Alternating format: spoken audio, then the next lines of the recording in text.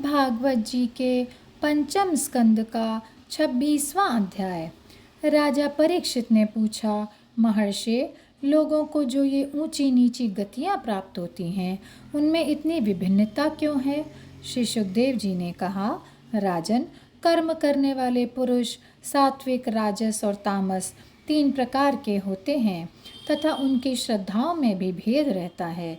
इस प्रकार स्वभाव और श्रद्धा के भेद से उनके कर्मों की गतियां भी भिन्न भिन्न होती हैं और न्यूनाधिक रूप में ये सभी गतियां सभी कर्ताओं को प्राप्त होती हैं। इसी प्रकार निषिद्ध कर्म रूप पाप करने वालों को भी उनकी श्रद्धा की असमानता के कारण समान फल नहीं मिलता। अतः अनादि अविद्या के वशीभूत होकर कामना पूर्वक किए हुए उन निषिद्ध कर्मों के परिणाम में जो हजारों तरह की नार की गतियां होती हैं, उनका विस्तार से वर्णन करेंगे। राजा परीक्षित ने पूछा, भगवान, आप जिनका वर्णन करना चाहते हैं वे नरक इसी पृथ्वी के कोई देश विदेश है या अथवा त्रिलोकी से बाहर या इसी के भीतर किसी जगह हैं? श्री सुखदेव जी ने कहा, राजन, वे त्रिलोकी के भीतर ही हैं तथा दक्षिण की ओर पृथ्वी से नीचे जल के ऊपर स्थित हैं। इसी दिशा में अग्निश्वात आदि पितृगण रहते हैं। वे अत्यंत एकाग्रता पूर्वक अपने वंशधरों के लिए मंगल कामना किया करते हैं। उस नरक लोक में सूर्य के पुत्र पितृराज भगवान यम अपने सेवकों के सहित रहते हैं तथा भगवान की आज्ञा का उल्लंघन न करते हुए अपने दूतों द्वारा वहां लाए हुए मृत प्राणियों को उनके दुष्कर्मों के अनुसार पाप का फल दंड देते हैं। परीक्षित, कोई कोई लोग नरकों की संख्या 21 बताते हैं। अब हम नाम, रूप और लक्षणों के अनुसार उनका क्रमशः वर्णन करते हैं। उनके नाम ये हैं: तामिस्र, अंधतामिस्र, रौरव, महारौरव, कुंभीपाक, कालसूत्र, असिपत्रवन, सूकरमुख, अंधकूप, कृमिभोजन, संदंश, तप्त सूर्मी, वज्रकंटक, शालमली, वैतरणी, पूयोद, प्राणरोध, विशसन, लालाभक्ष, सारमेयादन, अवीची और अयहपान। इनके सिवा क्षार कर्दम, रक्षोगण भोजन, शूलप्रोत, दंदशूक, अवट निरोधन, पर्यावर्तन और सूचीमुख, ये 7 और मिलाकर कुल 28 तरह तरह के नरक की यातनाओं को भोगने के स्थान हैं। जो पुरुष दूसरों के धन, संतान अथवा स्त्रियों का हरण करता है, उसे अत्यंत भयानक यमदूत कालपाश में बांधकर बलात् तामिस्र नरक में गिरा देते हैं। उस अंधकारमय नरक में उसे अन्न जल न देना, डंडे लगाना और भय दिखलाना आदि अनेक प्रकार के उपायों से पीड़ित किया जाता है। इससे अत्यंत दुखी होकर वे एकाएक मूर्छित हो जाता है। इसी प्रकार जो पुरुष किसी दूसरे को धोखा देकर उसकी स्त्री आदि को भोगता है, वह अंधतामिस्र नरक में पड़ता है। वहाँ की यातनाओं में पड़कर वह जड़ से कटे हुए वृक्ष के समान वेदना के मारे सारी सुध बुध खो बैठता है और उसे कुछ भी नहीं सूझ पड़ता। इसी से इकार कष्ट पहुँचाया होता है। परलोक में यमयातना का समय आने पर वे जीव रुरु होकर उसे उसी प्रकार कष्ट पहुँचाते हैं। इसीलिए इस नरक का नाम रौरव है। रुरु सर्प से भी अधिक क्रूर स्वभाव वाले एक जीव का नाम है। ऐसा ही महारौरव नरक है। इसमें वह व्यक्ति जाता है जो किसी और की परवाह न कर केवल अपने ही शरीर का लालन पोषण करता रहता है। वहाँ कच्चा मांस खाने वाले रुरु इसे मांस के लोभ से काटते हैं। जो क्रूर मनुष्य इस लोक में अपना पेट पालने के लिए जीवित पशु या पक्षुओं को रांधता है, ये उस हृदयहीन राक्षसों से भी गए बीते पुरुष को यमदूत कुंभीपाक नरक में ले जाकर खौलते हुए तैल में रांधते हैं। जो मनुष्य इस लोक में माता पिता, ब्राह्मण और वेद से विरोध करता है, उसे यमदूत कालसूत्र नरक में ले जाते हैं। इसका घेरा 10,000 योजन है। इसकी भूमि तांबे की है। इसमें जो तपा हुआ मैदान है वह ऊपर से सूर्य और नीचे से अग्नि के दाह से जलता रहता है। वहाँ पहुँचाया गया पापी जीव भूख प्यास से व्याकुल हो जाता है। उतने ही 1000 वर्ष तक उसकी यह दुर्गति होती रहती है। जो पुरुष किसी प्रकार की आपत्ति न आने पर भी अपने वैदिक मार्ग को छोड़कर अन्य पाखंडपूर्ण धर्मों का आश्रय लेता है, उसे यमदूत 80 पत्र वन नरक में ले जाकर कोड़ों से पीटते हैं। जब मार से बचने के लिए वह इधर उधर दौड़ने लगता है, तब उसके सारे अंग तालवन के तलवार के समान पैने पत्तों से, जिनमें दोनों ओर धारें होती हैं, टूक टूक होने लगते हैं। तब वह अत्यंत वेदना से हाय मैं मरा, हाय मैं मरा इस प्रकार चिल्लाता हुआ पद पद पर मूर्छित होकर गिरने लगता है। अपने धर्म को छोड़कर पाखंड धर्म में चलने से उसे इस प्रकार अपने कुकर्म का फल भोगना पड़ता है। इस लोक में जो पुरुष राजा या कर्मचारी होकर किसी निरपराध मनुष्य को दंड देता है अथवा ब्राह्मण को शरीर दंड देता है, वह महापापी मरकर सूकर मुख नरक में गिरता है।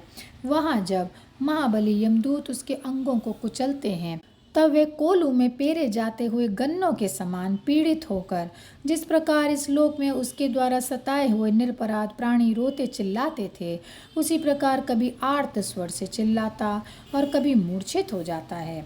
जो पुरुष इस लोक में खटमल आदि जीवों की हिंसा करता है, वह उनसे द्रोह करने के कारण अंधकूप नरक में गिरता है, क्योंकि स्वयं भगवान ने ही रक्तपान आदि उनकी वृत्ति बना दी है और उन्हें उसके कारण दूसरों को कष्ट पहुंचाने का ज्ञान भी नहीं है।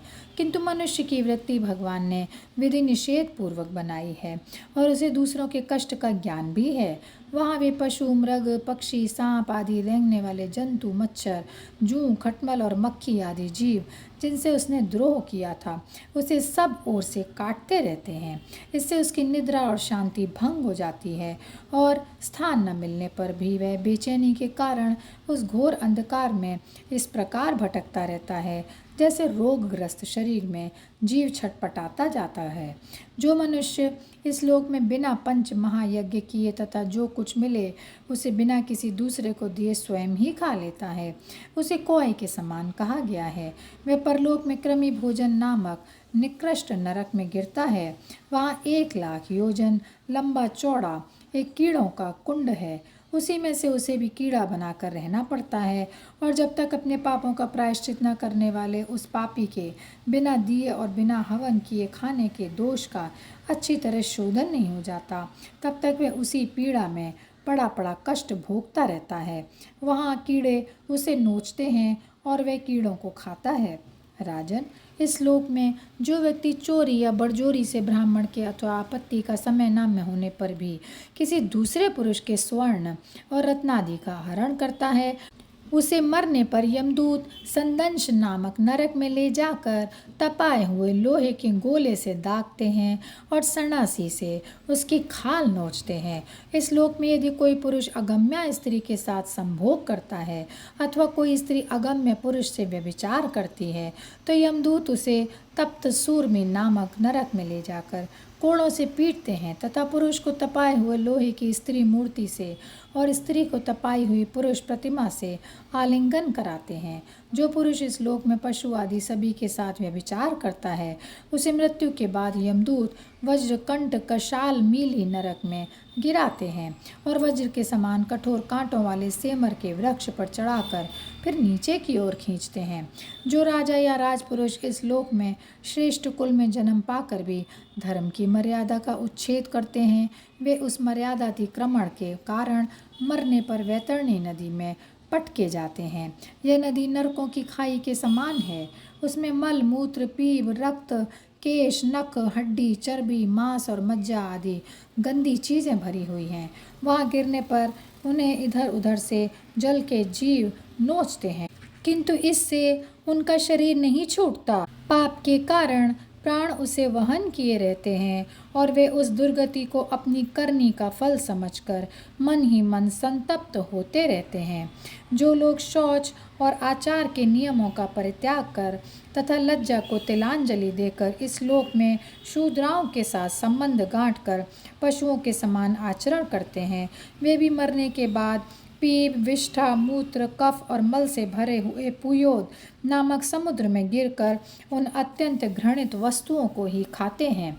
इस लोक में जो ब्राह्मण आदि उच्च वर्ण के लोग कुत्ते या गधे पालते और शिकार आदि में लगे रहते हैं तथा शास्त्र के विपरीत पशुओं का वध कर डालते हैं, मरने के पश्चात वे प्राण रोध नरक में डाले जाते हैं और वहाँ यमदूत उन्हें लक्ष्य बनाकर बाणों से बींधते हैं।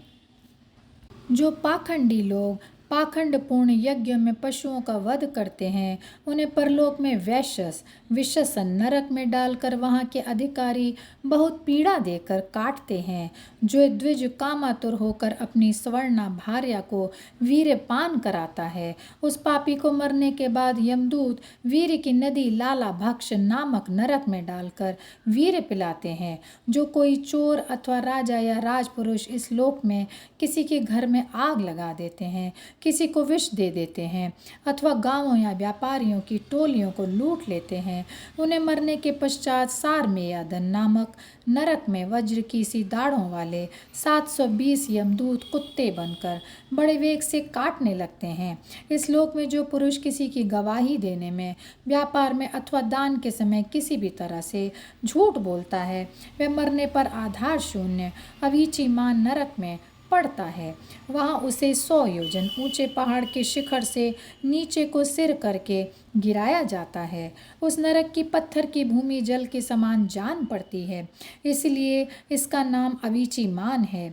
वहाँ गिराए जाने से उसके शरीर के टुकड़े टुकड़े हो जाने पर भी प्राण नहीं निकलते, इसीलिए उसे बार बार ऊपर ले जाकर पटका जाता है। जो ब्राह्मण या ब्राह्मणी अथवा व्रत में स्थित और कोई भी प्रमादवश मद्यपान करता है तथा जो क्षत्रिय या वैश्य सोमपान करता है उन्हें यमदूत अयहपान नाम के नरक में ले जाते हैं और उनकी छाती पर पैर रखकर उनके मुंह में आग से गलाया हुआ लोहा डालते हैं। जो पुरुष इस लोक में निम्न श्रेणी का होकर भी अपने को बड़ा मानने के कारण जन्म, तप, विद्या, आचार, वर्ण या आश्रम में अपने से बड़ों का विशेष सत्कार नहीं करता, वह जीता हुआ भी मरे के समान ही है। उसे मरने पर क्षार कर्दम नाम के नरक में नीचे को सिर करके गिराया जाता है और वहाँ उसे अनंत पीड़ाएं भोगनी पड़ती हैं।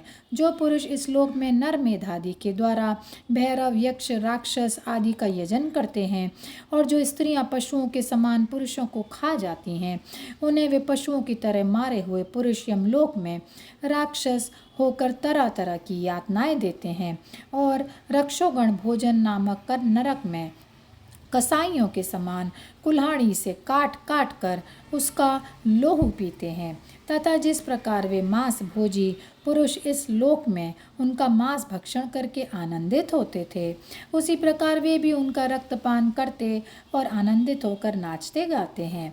इस लोक में जो लोग वन या गांव के निरपराध जीवों को जो सभी अपने प्राणों को रखना चाहते हैं तरह तरह के उपायों से फुसलाकर अपने पास बुला लेते हैं और फिर उन्हें कांटे से बेध कर या रस्सी से बांध कर खिलवाड़ करते हुए तरह तरह की पीड़ाएं देते रहते हैं, उन्हें भी मरने के पश्चात यम यातनाओं के समय शूल प्रोत नामक नरक में शूलों से बेधा जाता है। उस समय जब उन्हें भूख प्यास सताती है और कंक, बटेर आदि तीखी चोंचों वाले नरक के भयानक पक्षी नोचने लगते हैं तब अपने किए हुए सारे पाप याद आ जाते हैं। राजन, इस लोक में जो सर्पों के समान उग्र स्वभाव पुरुष दूसरे जीवों को पीड़ा पहुंचाते हैं वे मरने पर दंड शूक नाम के नरक में गिरते हैं। वहाँ 5-5, 7-7 मुंह वाले सर्प उनके समीप आकर उन्हें चूहों की तरह निगल जाते हैं। जो व्यक्ति या दूसरे प्राणियों को अंधेरी खत्तियों, कोठों या गुफाओं में डाल देते हैं उन्हें परलोक में यमदूत वैसे ही स्थानों में डालकर विषैली आग के धुएं में घोंटते हैं। इसीलिए इस नरक को अवट निरोधन कहते हैं। जो गृहस्थ अपने घर आए अतिथि अभ्यागतों की ओर बार बार क्रोध में भरकर ऐसी कुटिल दृष्टि से देखता है मानो उन्हें भस्म कर देगा, जब वह नरक में जाता है तब उस पाप दृष्टि के नेत्रों को गिद्ध, कंक, कांक और बटेर आदि वज्र की सी कठोर चोंचों वाले पक्षी बलात् निकाल लेते हैं। इस नरक को पर्यावर्तन कहते हैं। इस लोक में जो व्यक्ति अपने को बड़ा धनवान समझकर अभिमानवश सबको टेढ़ी नज़र से देखता है और सभी पर संदेह रखता है, धन के व्यय और नाश की चिंता से जिसके हृदय और मुंह सूखे रहते हैं, अतः तनिक भी चैन न मानकर जो यक्ष के समान धन की रक्षा में ही लगा रहता है तथा पैसा पैदा करने, बढ़ाने और बचाने में जो तरह तरह के पाप करता रहता है, वह नराधम मरने पर सूची मुख नरक में गिरता है। वहाँ उस अर्थ पिशाच पापात्मा के सारे अंगों को यमराज के दूत दर्जियों के समान सुई धागे से सीते हैं। राजन, यमलोक में इसी प्रकार के सैकड़ों हजारों नरक हैं। उनमें जिनका यहाँ उल्लेख हुआ है और जिनके विषय में कुछ नहीं कहा गया, उन सभी में सब अधर्म परायण जीव अपने कर्मों के अनुसार बारी बारी से जाते हैं। इसी प्रकार धर्मात्मा पुरुष स्वर्ग आदि में जाते हैं। इस प्रकार नरक और स्वर्ग के भोग से जब इनके अधिकांश पाप और पुण्य क्षीण हो जाते हैं, तब बाकी बचे हुए पुण्य पाप रूप कर्मों को लेकर ये फिर इसी लोक में जन्म लेने के लिए लौट आते हैं। इन धर्म और अधर्म दोनों से विलक्षण जो निवृत्ति मार्ग है, उसका तो पहले द्वितीय स्कंद में ही वर्णन हो चुका है। पुराणों में जिसका 14 भुवन के रूप में वर्णन किया गया है, वह ब्रह्मांड कोश इतना ही है। यह साक्षात परम पुरुष श्री नारायण का अपनी माया के गुणों से युक्त अत्यंत स्थूल स्वरूप है। इसका वर्णन मैंने तुम्हें सुना दिया। परमात्मा भगवान का उपनिषदों में वर्णित निर्गुण स्वरूप यद्यपि मन बुद्धि की पहुँच के बाहर है, तो भी जो पुरुष इस स्थूल रूप का वर्णन आदर पूर्वक पढ़ता है, सुनता या सुनाता है, उसकी बुद्धि श्रद्धा और भक्ति के कारण शुद्ध हो जाती है और वह उस सूक्ष्म रूप का भी अनुभव कर सकता है। यति को चाहिए कि भगवान के स्थूल और सूक्ष्म दोनों प्रकार के रूपों का श्रवण करके पहले स्थूल रूप में चित्त को स्थिर करे, फिर धीरे धीरे वहाँ से हटाकर उसे सूक्ष्म में लगा दे। परीक्षित, मैंने तुमसे पृथ्वी, उसके अंतर्गत द्वीप, वर्ष, नदी, पर्वत, आकाश, समुद्र, पाताल, दिशा, नरक, ज्योतिर्गण और लोकों की स्थिति का वर्णन किया।